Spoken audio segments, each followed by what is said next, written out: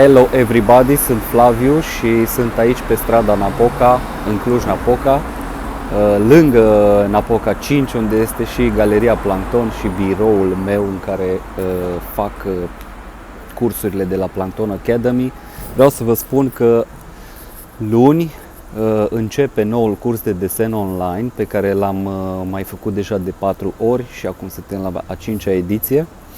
Mai avem 4 locuri disponibile pentru a fi un număr optim de cursanți și astăzi, ca să nu vă plictisesc prea mult, vreau să vă pun o scurtă înregistrare dintr-un curs anterior în care i-am învățat pe oameni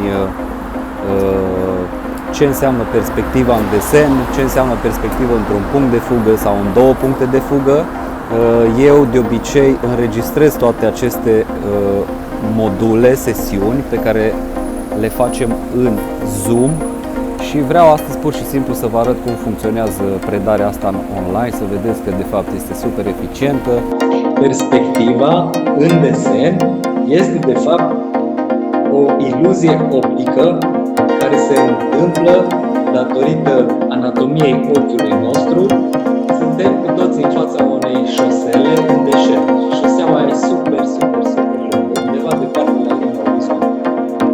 Noi știm că partea dreaptă și partea stângă a șoselei sunt de fapt 2 linii care sunt paralele.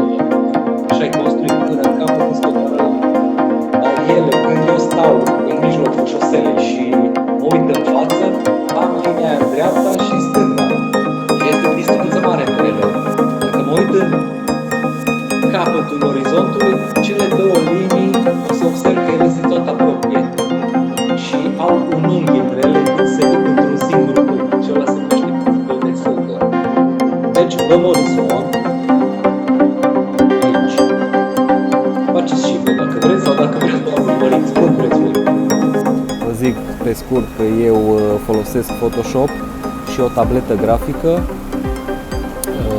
cu care desenez, fac share screen, așa încât studenții mei văd toate detaliile pe care eu le fac acolo și în timp ce fac asta și desenez, pot să dau zoom cât vreau eu sau zoom in, zoom out, pot să share-uiesc imagini, putem să vedem videouri împreună, mă pot vedea ei pe mine, eu îi văd pe ei, am 2 ecrane și atunci totul este excelent, poate este chiar mai bine decât în realitate, pentru că întotdeauna cumva fiecare student are prin planul situației. Dacă am fi într-o sală și am fi 20, cei din față ar vedea mai bine mișcările mâinii mele, adică modul în care fac valorație sau deciziile pe care le iei cu creionul în mână, și cei din spate n-ar vedea atât de bine, așa că mie mi se pare că trăim niște vremuri excelente în care putem să facem lucruri minunate cu tehnologia aceasta și partea și mai bună este faptul că poate să vină studenți din toate părțile țării, să zicem. Cursul este în limba română de data aceasta, așa că dacă sunteți acolo care v-ați gândit că vreți să începeți, să zicem, etapa asta în viață în care doriți să deveniți un desenator mai bun, atunci să știți că sunt 30 de ore în total de curs live cu mine, discutând și desenând pentru voi și explicând. De asemenea și corectez lucrările, adică voi îmi faceți o poză la desen, eu o pun în Photoshop și desenez peste ca să vedeți cum ar aborda eu lucrurile, după aia o reluați voi și o duceți mai departe. Dar ideea este că sunt 30 de ore de curs live, plus mai am încă 7 videouri de teorie în care explic lucruri cu imagini în față și cu obiecte, și sunt foarte multe resurse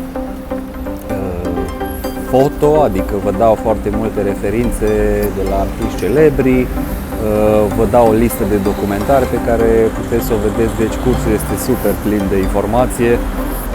Fiecare sesiune din asta se înregistrează și se postează într-un grup de Facebook unde sunt toți cei care participă la curs, așa încât voi puteți să vedeți acele sesiuni și după terminarea cursului, puteți să reveniți la informații tot timpul. Haideți să vă arăt cum arată o sală de clasă, să zicem, de la Drawing News. Vă aștept, informațiile le găsiți pe Plankton Academy/Drawing News. Dacă aveți nevoie de informații suplimentare, să mă contactați în social media.